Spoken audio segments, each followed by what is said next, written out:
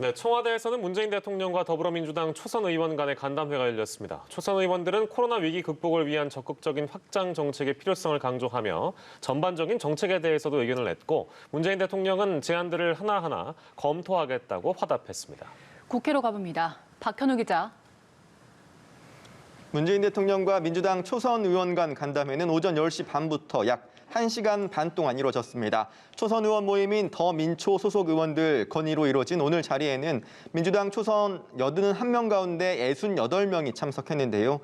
더민초 운영위원장인 고영인 의원은 간담회를 마친 뒤 국회로 돌아와 그 결과를 설명하는 자리에서 문 대통령은 우선 초선 의원들의 의정 활동을 격려하며 당과 정부가 국민들의 마음을 위로하고 한 단계 발전하기 위해 혁신과 역동성을 잘 살려줄 것을 초선 의원들에게 당부했다고 전했습니다.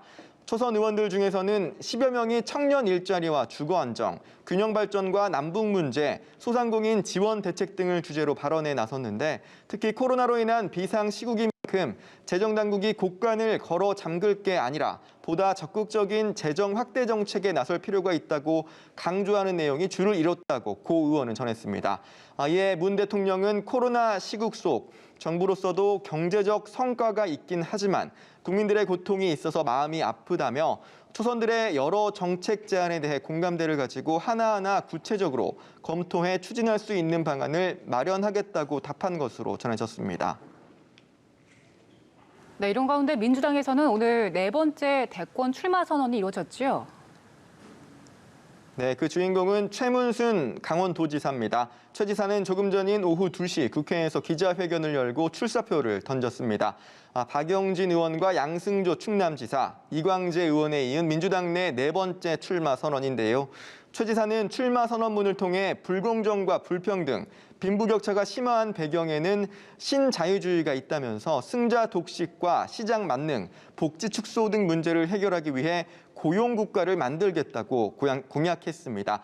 또 청년, 분권, 평화, 디지털 국가를 키워드로 제시하며 국민 한 명 한 명이 모두 귀하게 여겨지는 국가를 만들어야 한다고 강조했습니다. 네, 국민의힘 상황도 살펴보겠습니다. 새로운 당대표를 뽑기 위해서 전당대회가 이제 8일 앞으로 다가왔는데 오늘은 가장 큰 승부처라고 할 수 있는 대구 경북 지역에서 합동연설회가 열린다고요? 네, 국민의힘 당권 주자들은 오늘 전국에서 당원 비중이 가장 높은 지역인 대구 경북 지역 표심 잡기에 나섭니다.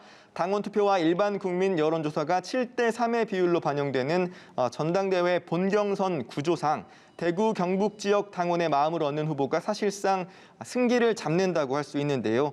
때문에 오늘 합동 토론회에서는 TK 표심을 겨냥한 이준석, 나경원, 주호영, 홍문표, 조경태 5명 후보들의 치열한 경쟁이 예상됩니다. 예비 경선을 포함해 현재까지는 이준석 후보가 앞서 나가는 구도인데 본경선 모바일 투표가 나흘 앞으로 다가오면서 후보들 간 단일화와 중도 하차 등 가능성도 고개를 들고 있습니다.